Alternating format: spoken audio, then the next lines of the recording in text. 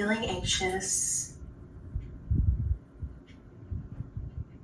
So while these dry, we're going to practice with one other thing, and then we'll get to actually blacking these out. Yeah, Marge said I always forget to breathe. Everyone, if you want to take a pause right now, you should have at least a couple backgrounds. Let's take a deep breath. Self-care, learning about ourselves, relaxation. You can pair this activity with some sound healing music. So if you go on Spotify or Apple Music or whatever you enjoy, whatever app you have, if you look up sleep, relaxation type music and play that while doing these tiny acts of art, it's even better. Carly, you're distracted by my brushes. Water. Well, I just add little shapes with my black pen on top of backgrounds. So all right, everyone's distracted by the brushes. I'm moving the brushes. All right, so this is just some black shapes. That's all it is. So finding some shapes that you really enjoy, doodling is really important. I always tell people that if you called someone today and you had a pen in your hand, what would you start doodling? So think about it. If you had a pen in your hand, you called someone, you started doodling, what would you doodle? For me, it's always been flowers. So I'm always doing this petal shape. In the Inner Peace Art Studio, we call it our soul shape. Spirals, Christina. Spirals and bushes. Flowers, hearts, stars, cats. Yeah, dogs. So think about it. And that's what I do. I just draw it on top of this background and I see what happens. So for me, I'm doing some petals. Hearts and arrows, ooh, leaves, yeah. So you can start drawing, and what you can do is you could say, okay, in this light blue area, I'm gonna do petals. In the pink area, I'm gonna do leaves. In the dark blue area, maybe I'm doing lines or dots or whatever. I'm seeing so many in the chat. Circles, that's another option. So for this one, I did the petals where the pink was. I did circles where the light green was, and then I did some other petal shapes that were a tiny bit different where the dark green was. And then just seeing what happens. So this pen is, great question. I don't think this has a size on it. This is a Tombow brush pen. I'm also using the Pigeon Letters monoline, so sometimes I'll use the 5 I have pulled out. If I want something bigger, I'll use the 9. So it depends on how detailed and how precise you want to be. I'm gonna be quiet and let you get into the zone. And hopefully, at least where I am, I know some of you, it's probably late afternoon. For me, it's 7:30, so it's getting a little bit later. I know some of you said it's like midnight, so this is going to be your time to relax and unwind. So 2 ways you can do this. Remember, these are imaginary gardens. They may look like blobs to other people, but to us, we're going to turn them into flowers or leaves or whatever you feel called. For me, I'm always doing flowers and leaves. It's just what I love, but you can do anything. So I'm going to look at the shapes here, and maybe I outline it and turn it into a little petal. So with my pen, I'm turning this shape and I'm not thinking too hard about it. I'm just going through and outlining the shapes I made with my brush. Maybe I add some details into them to make them look a little bit more like petals or leaves or something organic, or they can just be blobs. It's totally up to you. So this is this style here where I go through and I outline and I just add some lines. But the key here is that you're not thinking about it. You might think, oh, Katie, I've done floral, I've done a ton of floral artwork or line work. But it's not really about that. It's about, can you let go in the moment and just really focus on doing these lines and using them as guides to create something. That is what I'm using right now is a number 9 monoline from the Pigeon Letters. And then the other one I was using is just a Tombow brush pen, a hard tip brush pen. I don't think it has a size on it. Oh, Tori, it's almost 3 a.m. for you, so you're at the witching hour. Well, maybe after this you can turn some of that music on. You can keep these bedside too. So that's one thing I wanted to mention. I have a reading light. And if I don't even want to get out of bed and I don't want to wake up my husband by turning the light on, I will do a little reading light. And I have some of these by my bedside to doodle on. So that's an option as well. You're so welcome, everyone. Thank you for coming.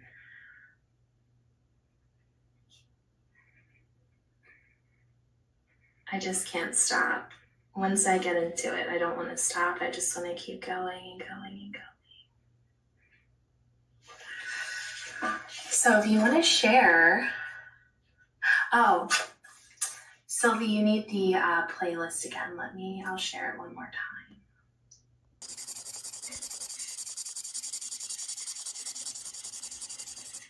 Remember to breathe. If you have something to let go, if you're feeling stressed about something, now is the time. Just let it all out. I'm in the middle of maybe selling my house, so I'm pretty stressed about that. So I'm kind of letting that out, putting a little more pressure on my paper. This is just some black shapes. That's all it is. So finding some shapes that you really enjoy doodling is really important. I always tell people that if you called someone today and you had a pen in your hand, what would you start doodling? So think about it. If you had a pen in your hand, you called someone, you started doodling, what would you doodle? For me, it's always been flowers. So I'm always doing this petal shape. I'll show you this little side quest here while our watercolor dried. Yes, Carolina, that is what I'm using. I'm using tonight, I'm using the, is it the soft or hard tip? Of course, I can't find it when I want to see what it is. Hard tip. So I'm using the hard tip one right now. But yes, those are my favorite. I'll watch this if we have time. I just wanted to show you this as a side example while everything dried out. Okay, so many ways that you can go about this. But the key here for relaxation, for getting into the flow, for almost getting into that meditative state is repetition, right? So doing the same thing over and over, going slow, making sure we're breathing, and above all else, having fun and just letting your hand go wherever it goes. Yeah, so maybe it does get tricky with the black pen if you're choosing a darker color. It might get a little bit, the contrast might be a little bit hard to see, but that's okay because it's about the process, right? My students will know this example, but I want to share it with you all as something to think about. We're learning about mandalas right now in the Peaceful Painting Club, and today we watched a video of Tibetan monks. They did this amazing intricate sand. I'm so glad that you are here. I'm so excited. I'm so excited. Okay, so Tanya Ahmed is one of the most versatile gel printing artists that I know, and has all the ideas. If anyone has ever used those, is it jelly pad? What do you say? It's a gel plate. It's called a gel plate. Gel plate. I'm over here looking real smart. If you've ever used one of those and you want more ideas of what to do with it, or maybe you have one sitting around and you don't, just you wait. Okay, I'm over here should you need anything at all, and I'm going to hand it on over to you.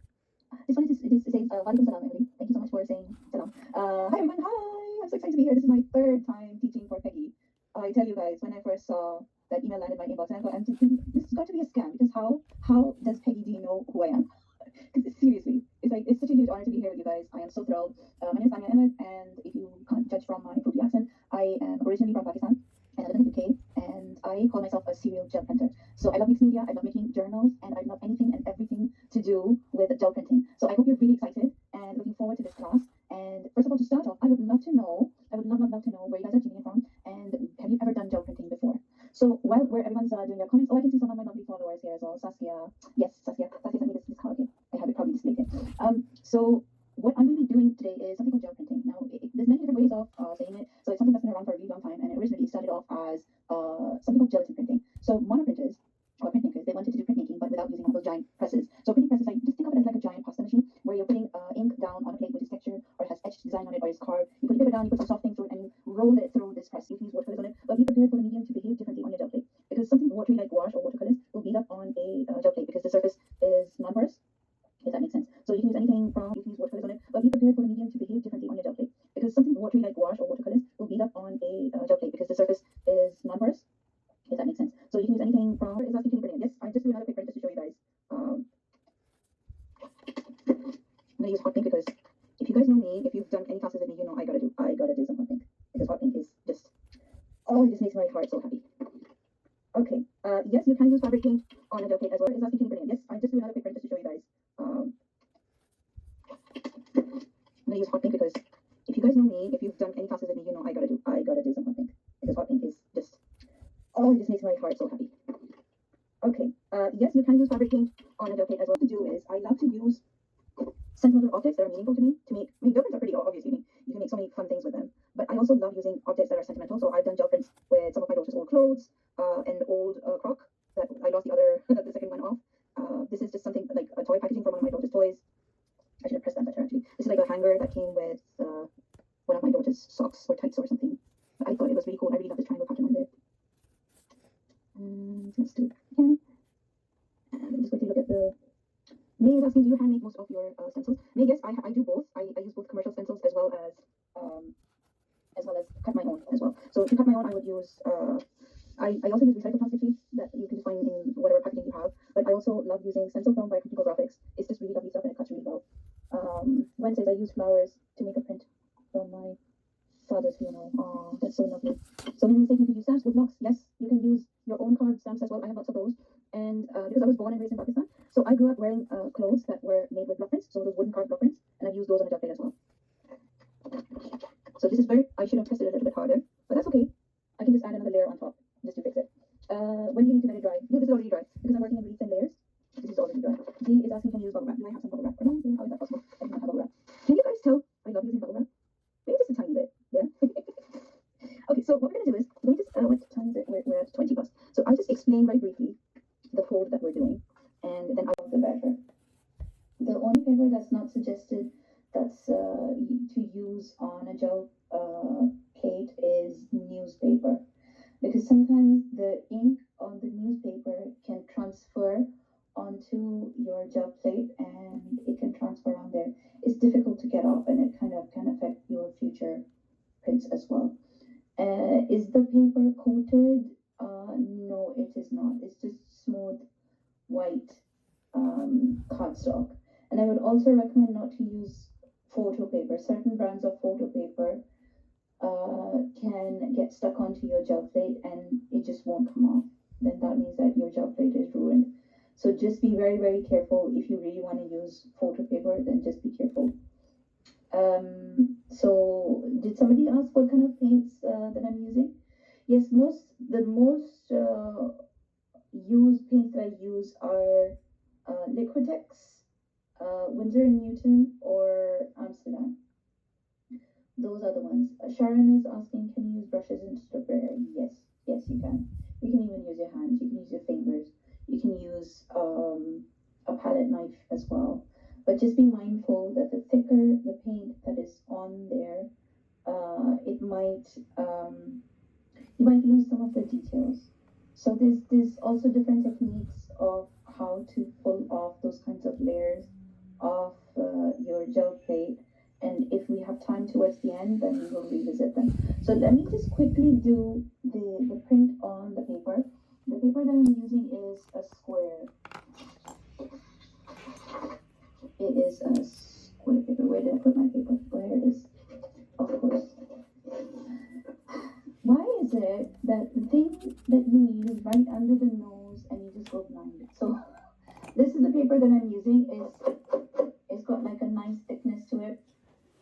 Sorry, and I don't know why my camera's gone dark.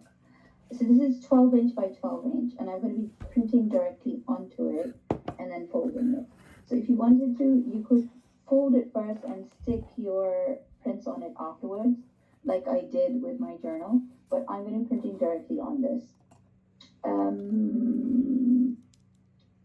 So yes, Marcia, that is exactly right. You have to kind of think, does it matter where you put the paint on the gel plate? No, it doesn't, Silver. It doesn't matter. Sometimes you can do something that makers call loading your brayer. So on another paper or like a palette or like a plastic sheet, you would put your paint down, you would roll your brayer to make sure that it's covered completely and then go over. You can do that if you want to make something really extra special. You could do that, but I like putting my paint directly. I like living dangerously and putting my paint directly on the gel plate. Okay, so let's see what it looks like. So you know when there's no paint left on your gel plate, that is going to be a clean one. See, there's nothing left on my gel plate. And sometimes you get the ghost print, and the ghost print turns out even better than the original print. So let me show you. So this is what the original print was, and this is the ghost print. And I can keep this for like another project. So let's get on and let's quickly finish this. Okay, so what color do we need? Let's controversial topic. Is this too controversial? I'm sorry, Peggy. Please don't kick me off. Okay, so this is Team Bunny. Oh, Elena. Okay, so this is a Jelly Arts texture comb. It's just made of really soft material. It's not quite silicone, but it's kind of like the icing tools that you would use for cake making.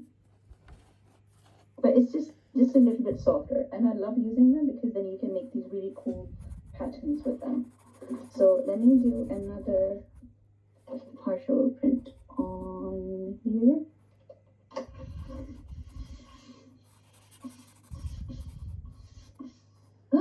You have an axolotl?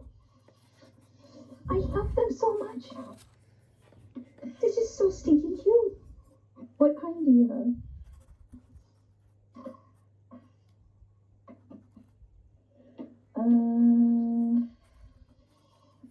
Oh, Rhonda, yes you do, honey. You need a gel plate. I think everyone freaking needs a gel plate in their life because a gel plate changed my life, guys. It changed my life because I am here teaching in front of you lovely people because of a gel plate.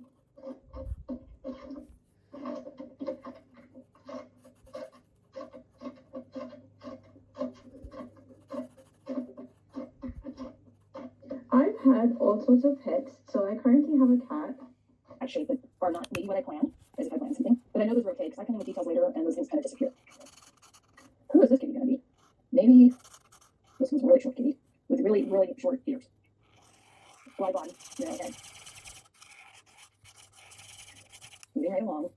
It's okay if he's touched. Got another cat here. My advice on cat hair, for those that need it, which is probably anybody with a cat, is to just leave it, let it dry, and pull it out later. The more you can just lay that color down without working back into it before it dries, the better results you can get. The more you work into it, the more it will look just a little bit overworked. It kind of changes the quality of the paint. And as we know, there's always a turquoise black cat in the bunch. Okay, let's see. Do I want it here or do I want it here? Here. Oh, okay, let's just go here and hopefully it'll fit in before I get the wet paint. I don't want to run it too much into the other cat, but if it does run into it, maybe we together. There are worse things that happen in the world. Another rounded head on this kitty, but this kitty's going to be thinner than the last kitty. Just be as loose as possible with this, because the looser you are, the more fun, as far as I'm concerned. It's legal to turn your paper. You can see how I'm running out of room for these tails. But there's always room for just a little something. There's also the Manx cat, which, you can get by with no tail. And last but not least, I think I'll go with a light Payne's Gray kitty. But this kitty could be green, it could be purple. Hey, maybe I'll make purple. That sounds like more fun. You can see there's no plant here. I'm not sure what color this is. It's a Daniel Smith. There's the name I was looking for. I'm sure it's one of Peggy's favorite colors, although I think she wants to keep too. And since we have room over here, this cat's gonna sit kind of size that up. Very skinny head. Can't wait to see what color y'all's cats are. So variation. Is if everybody's exactly the same, that's a look, but it's not how I work. I like to have visual interest going on. Okay, I think I'm done with these cats, the basic shapes, and I bring my finger through there, so working back in like I told you not to. Okay. Next thing up is we've got these flower shapes and leaves and bits. While all this dries, I can come back in with details later, but while I'm waiting, I'm going to get some flowers in here. Maybe a nice big red one over here. It's okay for them to go off the page. I'm going to vary my flower shapes and sizes too to keep things interesting. It's not spring right now, but there are spring flowers in this layout, so anything goes. Repeat after me. I'm sure you're all saying it right now. Maybe one more large flower with little petals. I'm repeating a lot of the colors in my cats up here. You of course don't have to do this. I'm also super fond of doing things in monochrome. That's not what's happening now. But monochrome seems like it gives it more of a sophisticated look, but it can also be seen as boring. We want to pull some of this purple up here too. Ooh, nice and dark. These flowers are all kind of the same size, so you can see how that it would be more interesting if there were some different sizes. So I'm going to be pulling those in as well. Oh, I'm going to go for some pink. Once again, I don't know the name of this color. If you go to my website, Runyan.com, I do have supply list there with all my colors. Go back over there. Going into the yellow cat's feet. I'm going to roll orange into the yellow. And you don't have to do all these the same shape like me. Maybe this one's sitting off to the side. And one more cat that needs to be able to walk. I got a little black mixed into this. It's really easy to get too much black. This one, will have pigeon toes. And forgetting to put the ears in. You can do the ear centers with colored pencil, paint like I'm doing here, and whatever else you want to use. Art is awesome because there are no rules. And with cats, there's really no rules, because cats can be any shape. They really can. And they usually are. I'm going to make a little tabby in here. This one's going to be my tabby. Doing the paper is a must for me to do these little tabby markings. I hope you all are having fun and going crazy with your little kitties. Like I said, anything goes with a cat. You can't go wrong. I have done cats with super long necks, no neck, fat legs, thin legs. You know, just whatever the size limit. You could do the same thing Peggy was teaching around with expressions with cat shapes. I bring my hand through the paint there. I always like to point that out because you'll notice as we go along that won't matter. I'm going to need something now. Well, this one needs some ear centers. And I'm using a Prismacolor. This one is a, I'm not going to read the name without my glasses on, but you really want to be careful not to work back into it too much. I think I'll make this kitty have smaller spots just to keep things going in the righty direction. And if I make a problem with something, I just can go farther. Of course, one person's problem is the other person's perfection. For now, and since we have a goober here, let's do him here. What else? Maybe a yellow one again. Harry, your demo cam just turned off. Can you hear me? These things that go on. Mine was a phone call from someone. If I do learn at some point how to block calls during times when I'm doing things I don't want to be interrupted, that would be nice. We don't want to embrace too much technology at once. I'm going to kind of mix up my brain here. Again, variation. This little bush is going to go off the edge. I'm also planning on putting a ground under this, which is interestingly tricky. We're going to set up. This will come out of this cat's head. This one is a very, very tall tulip.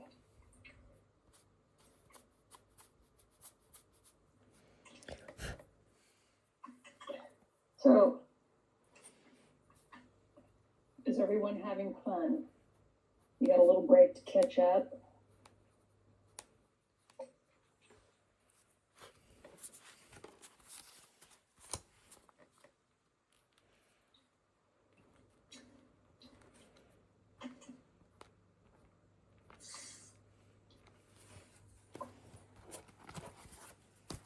And that's huge tulip.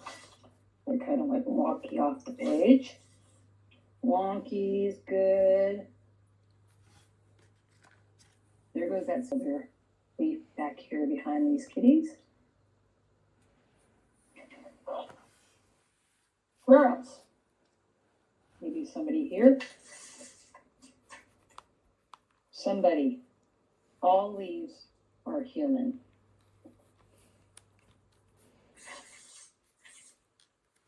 I might even get a little crazy here and bring some coming in from the top of the page, which is I'm kind of fond of doing.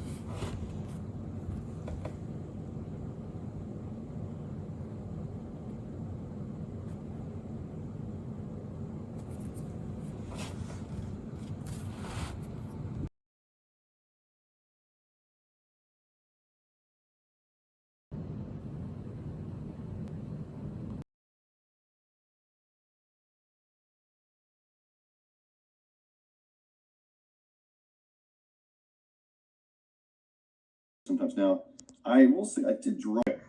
There's this thing about doing these kind of sketches, little stories start to form. I'm going to show you over the years.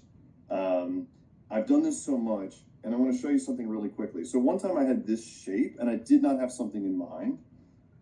And at some point, I kept drawing. It wasn't the very first time that I did it, but I started drawing, and I started coming up with this sort of bug-looking character like this, okay? And at some point I drew little legs on it, and it just sort of seemed like a bug. And then at some point I drew arms on it, and I realized it looked kind of like a spider. Okay, you can be watching me draw right now, but you can also, please just feel free to be drawing your own. You could be drawing, you could turn these shapes into bugs, you could turn them into aliens, you could turn them into monsters. Okay. So, let's see. Oh, somebody said that they're going to get one of those bricks.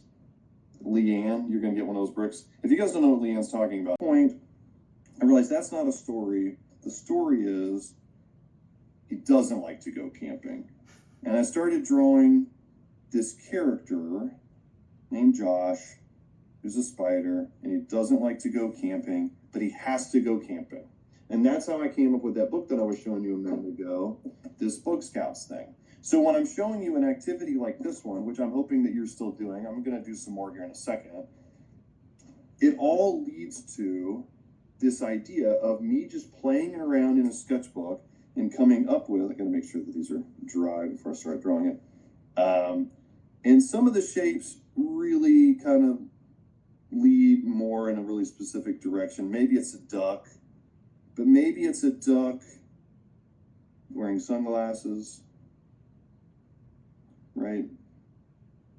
And has a leather jacket, but it's not real leather, you guys. Obviously, I'm not insensitive, okay? This is not, it's a vegan leather jacket. It's made out of the same stuff that like those Trader Joe's fruit strips are made out of. So this is a Trader Joe's fruit leather jacket. All right. And, oh man, it's really tempting to draw a motorcycle right now.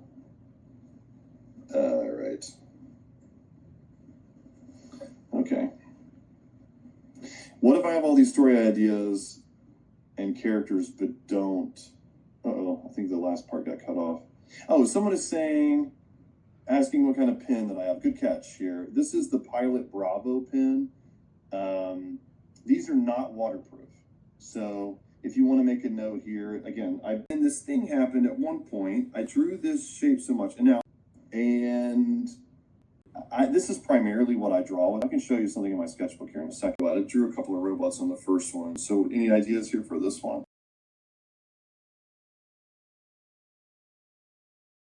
See if you have maybe the texture of the paper visible or not. You can test it out how wide or how thin you want the mask fluid. White gouache, white opaque gouache. You can use acrylic white gouache. You can use water soluble white gouache, so you can actually reactivate again. In the thumbnail image that I think brought you in. Now, we are not going to do this exact illustration step by step because as Peggy already told you, I love to share the thought process with you and the design process and not to do step by step stuff. I have this exact artwork created on my YouTube channel. So if you just find my stuff there, I don't have many tutorials. I think this is the only one, if I'm right. And you can do this exact same one. But what I'm going to talk to you about in this workshop is how to come up with animal characters. And my topic today is going to be sea animals. And as you can see, I have this little fish here that I made from a reference photo that I will show you here. So when I am having a creative block, that happens frequently every day, I love to look at nature and animals because I used to say that there is no one more creative than nature itself. If you look at fishes and bugs and different plants, they are so diverse and sometimes so funny. I just love how some animals look like. And I take inspiration from the colors these animals sometimes have and the shapes they have. And it just helps me in the process, you know. And what I also love to say is that the more you observe these creatures and basically objects, anything that you want to draw from yourself, you need to do observational drawing. If you do observational drawing, that's the way you learn about the visual characteristics of anything, basically. And if you fill up your tank, basically, with knowledge about different things, what shapes they have, what they can have as body parts, for example, you will be able later to use that knowledge to do and invent basically your own stuff and to build your own voice and, you know, the style stuff and things, illustrations, worlds. So the process that we are going to do now is I've chosen the topic of a jellyfish because it's like simple and we don't have a lot of time, so it will have simple shapes. And we are going to draw a jellyfish and we are going to follow this process. So there is a reference photo.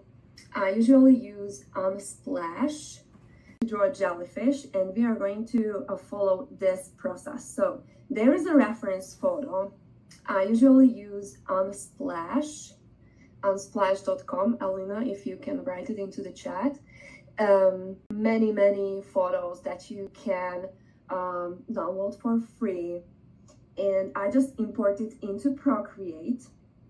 And the first thing I do is that I create a new layer. Now you don't need to do anything, okay? I will just show you the process. Choose a color that you can actually see, whatever brush, and just find basic geometric shapes. And I love to take it to really to the basics. So there is a circle, triangle, and a rectangle, or a square. And it can be oval, okay? So it is flexible. You don't need to, you know, very strictly follow these things.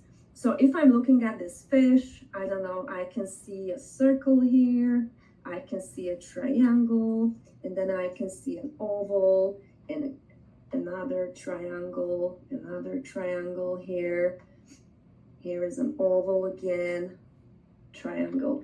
So I create a structure like this from the reference photo. And this is the only thing that I'm kind of tracing from that image. And then I put it aside, oops. And yeah, as you can see, it kind of fits my original sketch. I will just turn it off.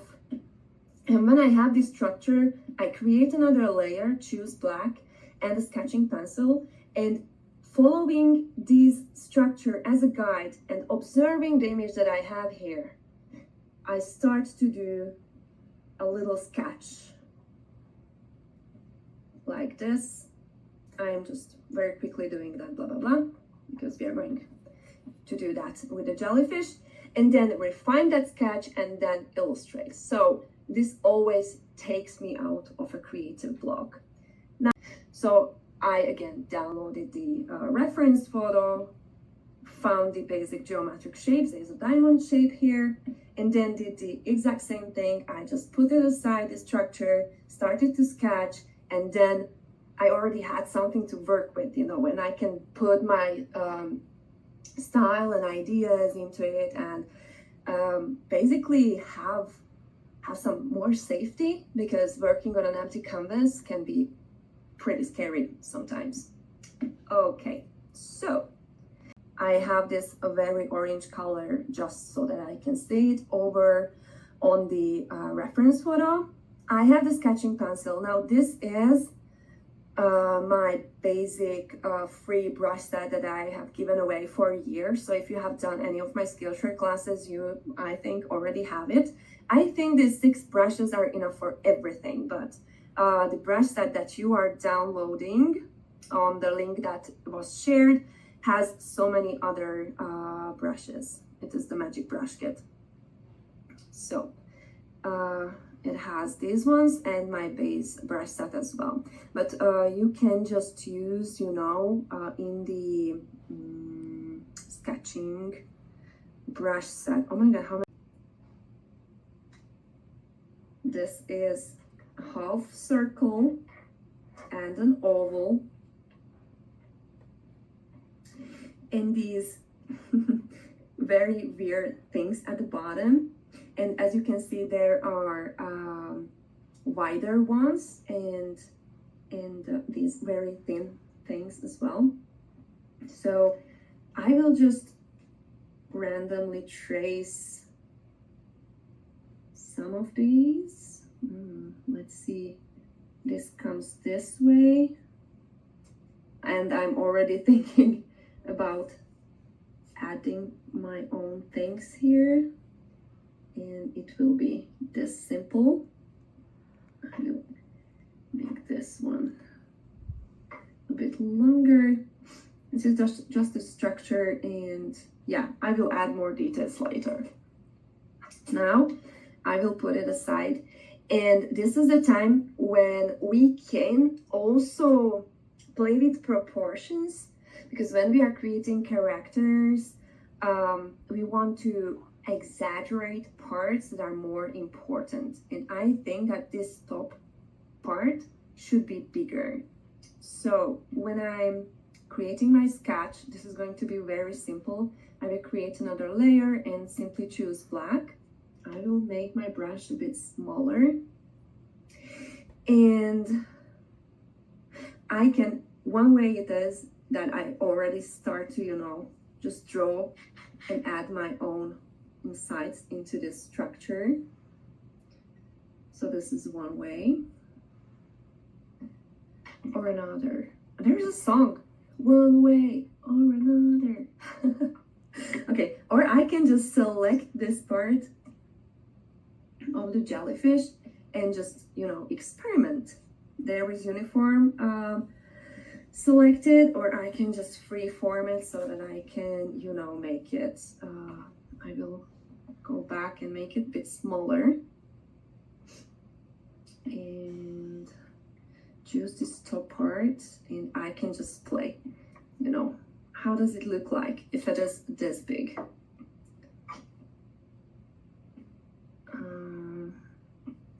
Or this big, even. Yeah, I like it more like this. Black color, the pencil. I'm gonna getcha, yeah. Yeah, that's right. And when I'm doing the initial sketch, I love to use short lines, lots of them. This helps me to keep the shape right.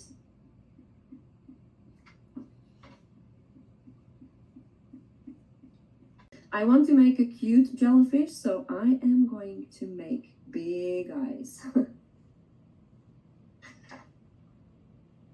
Very simple ones.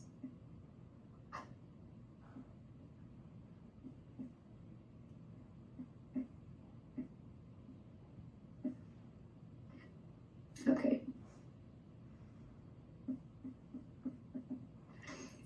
And a little mouth, maybe a little eyebrow. I often add glasses because they look very cute, so she can have so then eyelashes. They are okay. And you can add even more things. I don't know, a hat, or I don't know, whatever, you know, that fits the animal and it gives it a personality.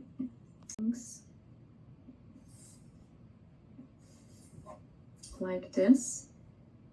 And I need to add some more shading to the base. I will go with this background shape of the jellyfish.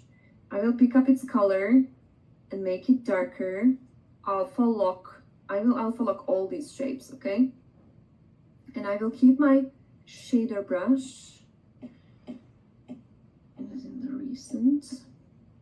And from the inside, I will add some shadows. We'll make it a bit bigger. I will choose the base color of the main shape. And I will add, I will choose a bit darker color. And I will add a bit of a shading to the shape as well. And as it is a rounded object, it will be lighter in the middle. This is how you can add, you know, dimension to the object if you darken the edges a bit. And add for the top, Jenny jellyfish, Jilly, Shelly the jelly. Yeah. Shift 2. There we go. We're here. What we're gonna do is I don't want you to worry too much about canvas size and all that. I will give you a brief breakdown so that you're aware of some annoyances because you're gonna have them if you don't do this properly. So when you create a new canvas, I always create my own. When you create a new canvas, it will remember that you created it and it will show up at the bottom of your canvases. So this is your Procreate gallery. You're gonna tap the plus symbol right here and everything that you have made will be here. I've gotten rid of Procreate's standard ones. I just really like to use my own. So that's what we'll do. And the reason why is because of the settings within. So quickly, you're gonna tap that little plus symbol right here, and then you'll see dimensions here. What we're looking at, if we're gonna print something, is this DPI right here. We want this to be 300 minimum, okay? 300 is perfect. Pixels, if you don't know what that means, don't worry about it today. Let's go to inches, makes things easier, yeah? Let's just go 10 by 10. Does that sound fine? Wonderful. Second thing is, before we are good to go, color profiles right here. I know you probably have heard this, but I'm gonna go into it. It is, don't use display P3. That's standard for Procreate, but what we wanna do is the RGB just underneath that. So just choose the one underneath it. It doesn't matter, it's not too wild or crazy, but that's what we're gonna use. Don't use CMYK, don't use RGB display P3. Your settings, Procreate, will remember this for next time, so you don't have to do this every time. Cool? You can also rename your canvas should you want to, and we can go ahead and call this Derpy Animals together. Together as a unit, we all are. Okay, then tap Create. There we have a square canvas. Easy enough. Just in case you do work in pixels, this equates to 3000 by 3000 pixels at 300 DPI. Yay! Okay, so happy you guys are here. I'm so happy about how many Procreate noobs there are. Noobs, I don't mean to use that word. Also, if anything, you get stuck on the interface, I have a free class on my website. I'll put the link in the replay as well. And what we're gonna do is, I wanna start off with facial expressions for like dumb facial expressions. I know that sounds bad, but it's just pigeon pencil. If it's not there, just use the 6B pencil. I want to just show you what this looks like real quick though. So do you see how simple these faces are? They're so simple. There's nothing to them. I have dots. I have like a slightly angled, like either C curve or V for the nose. And then I just flip that upside down and do a longer V for the derpy mouth. It's that easy. It's like I always felt like I couldn't draw animals, couldn't draw anything because faces are what tripped me up. I don't care if the anatomy is off. I care about the faces. And so I didn't draw animals or people for the longest time because faces, man, especially eyes. So this is where I landed and I love it. So some examples, we just add a little circle for this little pug and we change the ear shape. And then we have pug. We can do these little horseshoe eyes. Cute? Cool. This one, come on. How easy is that? And adorable. You're not going to be mad if you create a drawing like this. I know. Derps. Look at these derps. They're so cute. We have basic dot eyes, basic horseshoe eyes, basic horseshoe mouths, or straight line mouths, or weird V mouths. That's it, okay? I really should. I know, you're right. I should make t-shirts out of this. This one, we decided to do 2 dots for the eyes. So we have the whites of the eyes are in here. Really stepping out of the box here. And this one, a whole bunch of pugs in one. But really, same eyes every time. There's just a couple of lines to put wrinkles in and whatnot. But you can see it's a shape. So think about it as like we're putting a blob on. Remember Megan's workshop this morning? If you took that, we're doing blobs and we're adding stuff to it to make it intentional. Cool?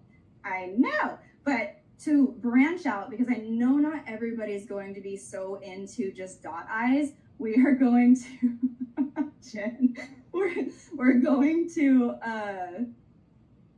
to do like basic eyes that maybe aren't just dot eyes. So let's start with obviously our dot eyes, because this is just sketch. Why is this not working? There we go. This is just sketching to start. We're not doing anything too fancy. Why? There we go. Okay, dots. Everybody drew dots. You did amazing. Good job. Now, next we're going to Okay, I gotta stop reading chat. I want to hang out, you know? Okay, next let's do horseshoe eyes. It's easy. It's just like 2 little C curves. You can also, with these, I never used to be a palm sweater, but lately it's not sweaty, but it's like, look at that, it's grabbing the screen. So yeah, I guess if you are interested in these are really helpful for that. I use it for when I use lotion, so I don't grab the screen, but yeah, the gloves are helpful. I'm gonna do that because otherwise I'm gonna be annoyed, and so are all of you. So like, watch me keep undoing all the weird palm things. All right, let's take these horseshoes and then put on some eyelashes. And how about these eyelashes go out, right? Now, if we put eyelashes that go straight down, that's gonna give us a different vibe. Also wonderful. Does it look like anything right now? Absolutely not, but as soon as you add, look at that derp face. Nose, mouth, done. Adorable. That's all you need. Okay, let's flip the switch on this and go upward. Oh, now we're happy, we're excited. We are like frolicking in a field. I know.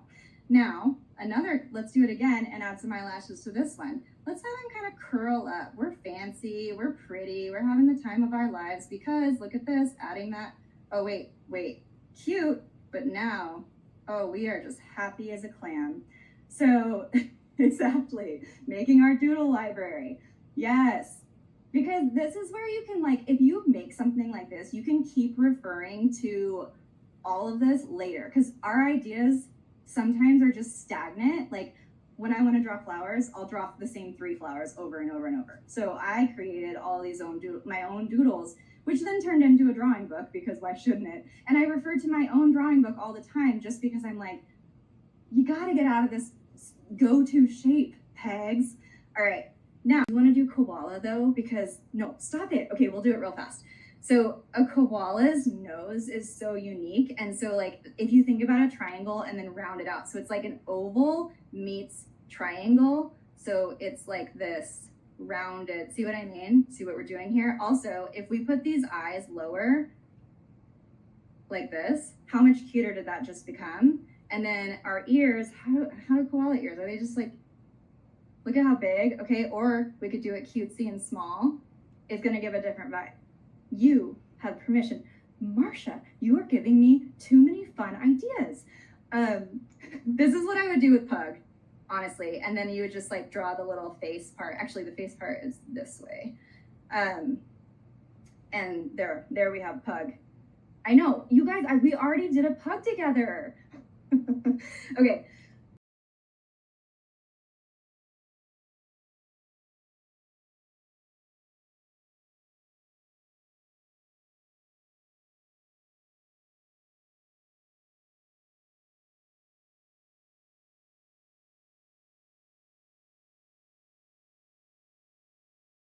This is so silly, but I'm gonna play it, and note that I'm on my 75th hour. It's probably more than that.